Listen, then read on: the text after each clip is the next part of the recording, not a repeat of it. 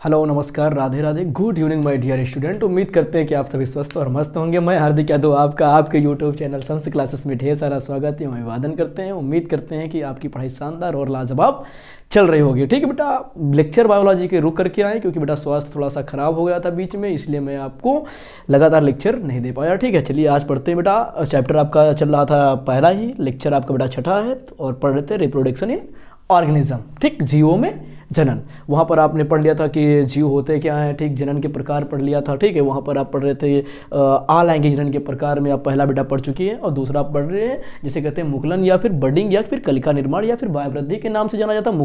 मुकुलन सबको पता है बेटा। ठीक है, बडिंग आप जानते हो इसका इंग्लिश वर्जन है। ठीक, कलिका निर्माण या बाह्यवृद्धि, ये दो नाम नए रखते हैं। ठीक, ये जो बाह्यवृद्धि बिल्कुल लेटेस्ट है। ठीक, बाह्यवृद्धि का मतलब होता है किसी भी चीज़ में बाहर की तरफ वृद्धि होना। किसी भी चीज़ की में बाहर की तरफ वृद्धि होना क्या कहलाएगा बेटा? बाह्य वृद्धि। आसानी से समझो बेटा। ठीक है, आसानी से समझो। आज उस तेवर में नहीं बोल सकते हैं जिस तेवर में हमेशा बोलते हैं फिलहाल, लेकिन समझो। कहते हैं किसी भी चीज़ में बाहर की तरफ वृद्धि करना। मान लीजिए ये कोई एक कोशिका है। ठीक, ये एक कोशिका है। ठीक, और इस कोशिका में क्या हो बेटा? बाहर की तरफ कुछ वृद्धि हो। ठीक, कोशिका के शरीर में क्या हो? बाहर की तरफ वृद्धि हो। ठीक, इस वृद्धि को हम कहेंगे बाह्य वृद्धि। ठीक, इसी को बेटा हम बड कहते हैं, इसी को बेटा हम कलिका कहेंगे, इसी को बेटा क्या कहेंगे? मुकुलन कहेंगे। ठीक, मुकुलन कहेंगे। इसमें होता क्या बेटा? एक जीव होता है, एक कोशिका होती है। ठीक, उस कोशिका में क्या होता है बेटा? कोशिका के अंदर उपस्थित केंद्रक होता है। केंद्रक क्या होता है? ये जो कलिका निर्माण होता है इस कोशिका में क्या होता है? एक समय पर क्या होता है बेटा? बाहर की तरफ वृद्धि होती है, उसे बड कहते हैं या कलिका कहते हैं या फिर मुकुलन कहते हैं। बाह्य वृद्धि के दौरान क्या होता है? यहाँ पर जो है ये केंद्रक द्विगुणन करके बेटा इसमें चला जाता है। ठीक, इसमें चला जाता है। एक समय के बाद क्या होता है? ये जो जनक कोशिका होती है और ये बेटा संसेल होती है। ठीक, ये जनक कोशिका से अलग होकर अपना जीवन यापन करने लगती है। ठीक है, तो ये जो बाह्य वृद्धि जो इसका निर्माण, इससे बेटा हम कलिका कहते हैं, इससे बेटा बड कहते हैं, इसे क्या कहते हैं? मुकुलन कहते हैं। बात समझ में आ गई? देखो इसमें लिखाया क्या गया है? मुकुलन। ठीक है, मुकुलन में परिभाषा लिखा गया, मुकुलन अलैंगिक जनन का वह प्रकार है। किसका बेटा? अलैंगिक जनन का। ठीक, असेक्सुअल रिप्रोडक्शन का वह प्रकार है जिसमें एक नए जीवधारी का निर्माण, एक नए जीवधारी का निर्माण उसके जनक कोशिका के शरीर में बाह्य वृद्धि या कलिका निर्माण द्वारा होता है। ठीक, समझना मेरी बात को।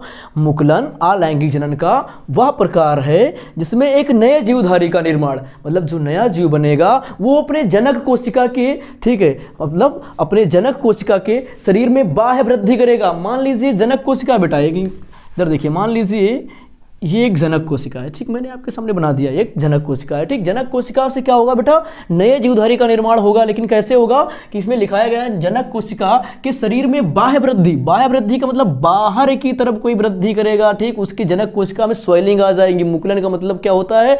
कोशिका का कोई भाग जब फूल करके, ठीक है, वो केंद्रक का विभाजन करके उससे अलग हो जाए तो उसे मुकुलन कहते हैं। बात समझ में? मुकुलन का मतलब होता है कि किसी एक के शरीर से दूसरे शरीर का निर्माण करना। किसी शरीर के किसी हिस्से से बेटा, ठीक, शरीर के किसी हिस्से से क्या बेटा? कलिका का निर्माण करना, मतलब सूजन आना और फिर सूजन धीरे धीरे विकास करे, विकास करके क्या हो जाए? वो अपने जनक से अलग हो जाए और अपना स्वतः जीवन यापन करने लगे, मतलब उसमें जान आ जाए बेटा, उसे हम कहते हैं मुकुलन कहते हैं। बात समझ में होगी बेटा? जनक कोशिका है, कुछ ऐसा हो जाए प्रकृति में कि इसमें क्या हो जाए? बाह्य वृद्धि हो जाए। ये जो बाह्य वृद्धि होगी बेटा इसे हम बड कहेंगे। क्या कहेंगे? बड कहेंगे, या फिर इसे मुकुल कहेंगे। क्या कहेंगे बेटा? मुकुल कहेंगे। ठीक, या फिर इसे कलिका कहेंगे। क्या कहेंगे? कलिका कहेंगे। ठीक है, फिर क्या होगा बेटा? इस कोशिका में केंद्रक है, कहोगे सर है। इस केंद्रक का क्या हो जाएगा? द्विगुणन का मतलब होता है दो भागों में। केंद्रक का क्या हो जाए? आधा केंद्रक इसमें, आधा केंद्रक इसमें। फिर थोड़ा सा ये विकास करेगी। ठीक, थोड़ा सा और विकास करेगी। केंद्रक अलग अलग हो चुका, एक ऐसा जो है स्थिति आएगी कि ये बेटा अलग हो जाएगी और ये अलग हो जाएगी। ये स्वतः जीवन यापन करने लगेगी स्वतंत्र रूप से, और ये स्वतः जीवन यापन करने लगेगी। क्या यहाँ पर आपको दो जनक दिखे? नहीं दिखे, क्योंकि एक जनक ही था। कौन सा? एक ही सेल थी। इसमें क्या हुआ? केंद्रक का विभाजन हुआ। केंद्रक का विभाजन से पहले क्या हुआ कि जनक कोशिका में एक बाह्य वृद्धि हुई, और बाह्य वृद्धि जिसे हम बड कहते हैं, उन्होंने बड का निर्माण किया, फिर अपने केंद्रक का विभाजन किया। केंद्रक का विभाजन करने के बाद क्या हुआ? धीरे धीरे परिपक्व हुआ। ये परिपक्व नहीं था, यहाँ परिपक्व नहीं था, यहाँ भी परिपक्व नहीं था। जब परिपक्व होगा तो ये अपने जनक सेल से क्या हो जाएगा बेटा, अलग हो जाएगा और अपना जीवन स्वतंत्र रूप से यापन करने लगेगा। ठीक है, इस प्रक्रिया को बेटा हम मुकुलन कहते हैं। क्या कहते हैं? मुकुलन कहते हैं। और ये जो बनता है बेटा इसे मुकुल कहते हैं। उस जो बना है बाह्य वृद्धि से मुकुलन नहीं कह सकते हैं, इस प्रक्रिया को बेटा मुकुलन कहते हैं। परिभाषा आपके सामने लिखी हुई है। मुकुलन अलैंगिक जनन का वह प्रकार है जिसमें एक नए जीवधारी का निर्माण उसके जनक कोशिका के शरीर से बाह्य वृद्धि या कलिका निर्माण द्वारा होता है। ठीक है, अब बेटा ये समझ में आ गया होगा। ठीक, अब बात करते हैं कि देखो नीचे मैंने बना दिया है ईस्ट। ठीक, किस में पाया जाता है? मुकुलन पाया किस में जाता है? तो ईस्ट में पाया जाता है। ईस्ट क्या है बेटा? एक कवक है। कैसी कवक है? एक कोशिकीय कवक है, क्योंकि ईस्ट जो है बेटा कवक जगत का क्या है? अपवाद है। ईस्ट क्या है? कवक जगत का अपवाद है, क्योंकि कवक जगत में बेटा कवक क्या होते हैं? बहुकोशिकीय होते हैं। और ईस्ट क्या है बेटा? एक कोशिकीय होता है। ठीक है, बाकी सारे कवक क्या होते हैं? बहुकोशिकीय होते हैं, इसलिए इसे कवक जगत का अपवाद माना जाता है। क्या माना जाता है? अपवाद माना जाता है। ठीक है, कवक। ठीक है, ईस्ट का प्रयोग बेटा हम ईस्ट का प्रयोग क्या करते हैं? खमीर के रूप में भी करते हैं। ठीक है, खमीर के रूप में, इसे खमीर में भी जाना जाता है। अगले अगर थोड़ा सा आगे निकल जाए इसका प्रयोग बेटा हम किस में करते हैं? बेकर के रूप में करते हैं। बेकरी बनाने में मतलब बेकरी बनाने में करते हैं, तो बेकर ईस्ट के नेम से भी जानते हैं। ठीक बेटा, इसको एल्कोहल बनाने में अगर बात की जाए, एल्कोहल बनाने में किण्वन में प्रयोग किया जाता है, इसे ब्रीविंग ईस्ट भी बोलते हैं। ठीक है, तो इसी का हम प्रयोग करते हैं। और कैसी होती है बेटा? ये जो होती है आपकी एक कोश की होती है, बाकी कवक आपकी बहुकोश की होती है। ठीक है, अब बात करते हैं एक आता हाइड्रीला। ठीक, ये कवक जगत का है। ठीक है, ये कवक जगत का। हाइड्रीला किसका बेटा? हाइड्रीला जो होता है बेटा जंतु जगत का एक प्राणी है। क्या है? जंतु जगत का भी प्राणी। उसमें भी क्या पाया जाता है बेटा? उसमें भी मुकुलन पाया जाता है। उसमें भी मुकुलन पाया जाता है। फिर बात करते हैं एक स्पंज बेटा, पोरीफेरा संघ। कौन सा बेटा? पोरीफेरा संघ, उसमें पाया जाता है स्पंज और स्पंजिला पाया जाता है। ठीक, स्पंजिला में क्या पाया जाता है? स्पंज पाई जाती है। वो भी किसका उदाहरण है बेटा? वो भी किसका है? तो बेटा वो भी आपका मुकुलन का है। ठीक, मुकुलन कितने प्रकार का होता है बेटा? तो बेटा मुकुलन 2 प्रकार का होता है। ध्यान से समझना, मुकुलन कितने प्रकार का होता है? तो मुकुलन 2 प्रकार का होता है। एक होता है बेटा एक्सटर्नल मुकुलन।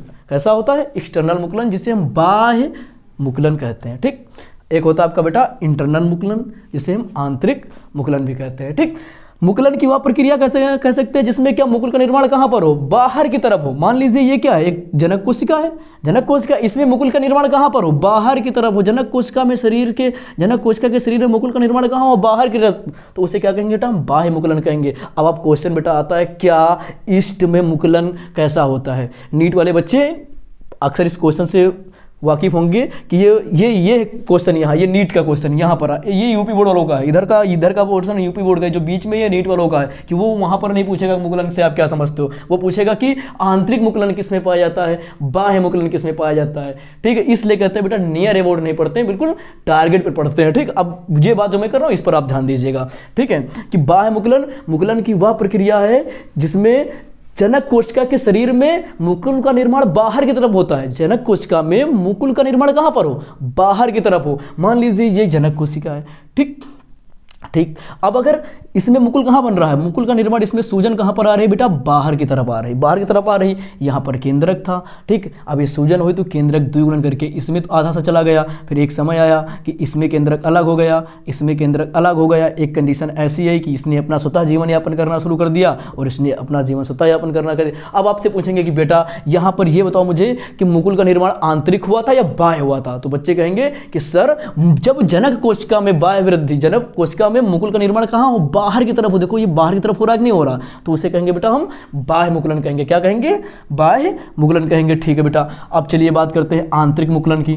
ठीक, आंतरिक मुकुलन की इंटरनल बडिंग की बात करते हैं। जब मुकुल का निर्माण जनक कोशिका में कहां पर हो? अंदर की तरफ हो। जब मुकुल का निर्माण जनक कोशिका में कहां पर हो बेटा? अंदर की तरफ हो। अंदर की तरफ हो तो उसे क्या कहेंगे बेटा? हम इंटरनल बडिंग कहेंगे। क्या कहेंगे? इंटरनल बडिंग कहेंगे। देखो यहां पर मान लीजिए ये एक जनक कोशिका है। ठीक, ये एक जनक कोशिका है और मुकुल का निर्माण इसने कहां पर किया? अंदर की तरफ किया। कहां पर किया? अंदर की तरफ किया। तो क्या कहेंगे बेटा इससे? हम इसे कहेंगे आंतरिक मुकुलन कहेंगे। और इसमें भी क्या होगा बेटा? केंद्रक द्विगुणन करेगा या फिर केंद्रक बहुगुणन करेगा। ठीक, क्या करेगा? केंद्रक द्विगुणन करेगा। ठीक है, तो इसमें भी वही प्रोसीजर होगा। ठीक है, अब जब मुकुल का निर्माण अंदर की तरफ हो तो उसे बेटा हम आंतरिक मुकुलन कहेंगे। ठीक, या इंटरनल बडिंग कहेंगे। इसका एक अच्छा खासा उदाहरण है किसका? आंतरिक मुकुलन का सबसे अच्छा खासा उदाहरण है स्पंज। क्या है? स्पंज। क्लास 11th में आपने पढ़ा होगा स्पंज। जब आपने जगत पढ़ा होगा तो वहाँ पर आपने बिल्कुल इसके बारे में, स्पंज के बारे में पढ़ा होगा, क्योंकि पोरीफेरा संघ में स्पंजिला पाया जाता है। स्पंजिला में बेटा क्या पाई जाती है? स्पंज पाई जाती है। चलो थोड़ा सा इसके बारे में आपको हम बता ही देते हैं, डीपली समझना मेरी बात को ध्यान से समझना। स्पंजिला में, स्पंज में क्या होता है कि कुछ संरचना ऐसी होती है स्पंज की, ठीक, कुछ ऐसी संरचना होती है, ठीक,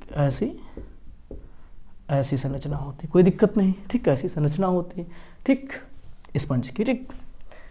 यहाँ से स्पंज में पानी आता है, ठीक, यहाँ से स्पंज में पानी आता है, इसे स्पंज गुहा बोलते हैं, ठीक, इसे स्पंज गुहा बोलते हैं, ठीक। पानी और पोषण इससे अंदर आता है, इससे पानी और पोषण अंदर आता है, इससे पानी बाहर जाता है, एक संवहन तंत्र बनता है, ठीक। अब क्या होता है यहाँ पर बेटा, क्या होते हैं, छोटे छोटे बड बनते हैं, ठीक, अंदर की तरफ बन रहे हैं ना। यहाँ पर कहाँ पर बन रहा है? अंदर की तरफ बन रहा है, तो इसे क्या कहेंगे बेटा हम? इंटरनल बडिंग कहेंगे। इंटरनल बडिंग कहेंगे कि नहीं कहेंगे? इसकी एक ऐसे बहुत सारे अंदर की तरफ बड बन जाएंगे, बहुत सारे बड बन जाएंगे ना, बन जाएंगे। इस एक बड को बेटा हम क्या कहते हैं? आर्कियोसाइट कहते हैं। क्या कहते हैं? आर्कियोसाइट कहते हैं। आर्कियोसाइट के समूह को, लिसन, पॉइंट बी नोटेड, ठीक, डीप जा रहे हो बेटा आप, ठीक। इसको क्या कहते हैं बेटा? आर्कियोसाइट कहते हैं। एक को आर्कियोसाइट कहते हैं। ये क्या? एक ए आर्कियोसाइट है, ये भी आर्कियोसाइट, ए भी आर्कियोसाइट, ए भी आर्कियोसाइट, ए भी आर्कियोसाइट, ए भी आर्कियोसाइट, जितने भी हैं सब क्या है? वो आर्कियोसाइट हैं, ठीक। ये क्या है सब? अगर बात की जाए तो ये आर्कियोसाइट के समूह है। क्या है? आर्कियोसाइट का समूह है बेटा। आर्कियोसाइट का समूह क्या कहलाता है बेटा? आर्कियोसाइट का समूह क्या कहता है? जैमुनल कहलाता है। क्या कहता है? जैमुनल कहलाता है, ठीक है। तो ये स्पंज किसका उदाहरण है बेटा? तो स्पंज उदाहरण है बेटा आपका आंतरिक मुकुलन का। हाइड्रा किसका उदाहरण है? हाइड्रा किसका उदाहरण? आपने संरचना देखी होगी हाइड्रा की, ठीक है, ऐसे ऐसे करके होती है। यहाँ पर फिर क्या होता है? बड का निर्माण होता है, एक समय आने के बाद वो विकास कर लेता है। तो हाइड्रा भी किसका उदाहरण है? वो बाह्य मुकुलन का है। तो बाह्य मुकुलन किन में पाया जाता है बेटा? तो बाह्य मुकुलन पाया जाता है, एक आपका ईस्ट में पाया जाता है, दूसरा हाइड्रा में पाया जाता है। आंतरिक मुकुलन किस में पाया जाता है? ये बात ध्यान में रखना कि आंतरिक मुकुलन मैंने किसने बताया आपको? स्पंज बताया। किस जगत का है या किस संघ का है? तो बेटा संघ पोरीफेरा का है, ठीक। चलिए हो गया यहाँ तक, ओके। अब आप एक बार इसका स्क्रीनशॉट ले लीजिए, मैं फिर आता हूँ। हेलो, ठीक है बेटा, ये स्क्रीनशॉट तो आप ले लिया होगा या फिर आपने नोट कर लिया होगा। समझना बेटा, स्वास्थ्य से थोड़ा अस्वस्थ है, इसलिए मुझे भी लग रहा है कि मैं अपना 100% नहीं दे पा रहा हूँ, ठीक है। लेकिन फिलहाल आज के लिए इतना काफ़ी है। फिर कल जो लेक्चर लेकर आएंगे वो हम पढ़ेंगे बेटा किसके बारे में? वहाँ पर पढ़ेंगे जो टॉपिक आने वाला आपका है उसको थोड़ा सा बहुत बेहतरीन ढंग से पढ़ने वाले हैं। बीजाणु जनन, स्पोर फॉर्मेशन पढ़ने वाले हैं, वो बेहतरीन ढंग से पढ़ेंगे। और इसमें भी कोई दिक्कत नहीं, मैंने बता दिया कि मुकुल क्या होता है। लैंगिक जनन का वह प्रकार होता है जिसमें नए जीवधारी का निर्माण उसके जनक कोशिका के शरीर में बाह्य वृद्धि के द्वारा होता है। किसने पाया जाता है? ईस्ट इसका उदाहरण है, हाइड्रा इसका उदाहरण है और स्पंज इसका उदाहरण है। ईस्ट जो बाह्य मुकुलन पाया जाता है किसमें पाया जाता है? ईस्ट और हाइड्रा में पाया जाता है। आंतरिक मुकुलन किसमें पाया जाता है? स्पंज में पाया जाता है, ठीक है। देखो लिखा हुआ है नीचे, ठीक है। और कहते हैं कि इसका जो है नोट्स लगातार बनाते रहिएगा, रिविजन करते रहिएगा। ये मेरी रिक्वेस्ट भी और मेरा ऑर्डर भी है, ठीक है। बाकी कल से बेटा आपके लेक्चर्स लगातार आपको मिलेंगे और बेहतरीन ढंग से मिलेंगे। आज के लिए इतना ही काफ़ी है, रिवीजन करते रहिएगा, ठीक है। धन्यवाद, राधे राधे एंड जय हिंद, जय भारत।